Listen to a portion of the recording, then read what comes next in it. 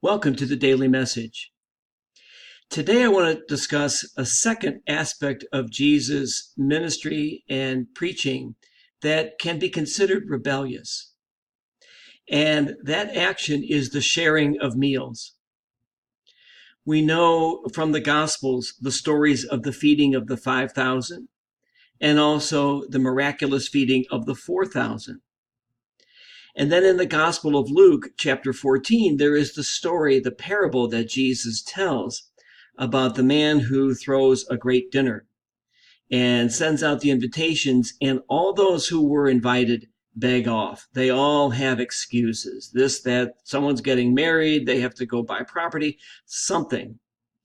So the owner, the man throwing the party, says, go out into the highways and byways and bring in the poor and bring in those who are disabled, because all are invited to my great dinner.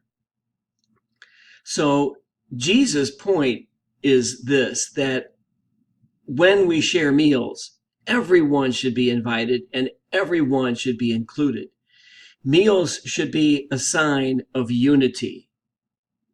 So how can the sharing of a simple meal be considered an act of rebellion? Well, consider that the Romans would never, ever have included everyone in their meals. The Romans were exclusive in the way that they ruled, not inclusive. And so they would never have used meals as a way to build unity.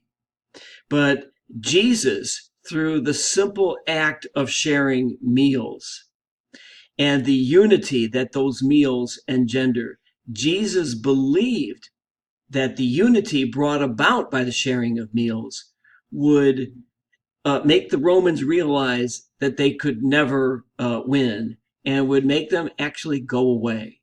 And so the sharing of meals for Jesus was an act of rebellion against the Romans. Thank you again for watching, and have a great day today.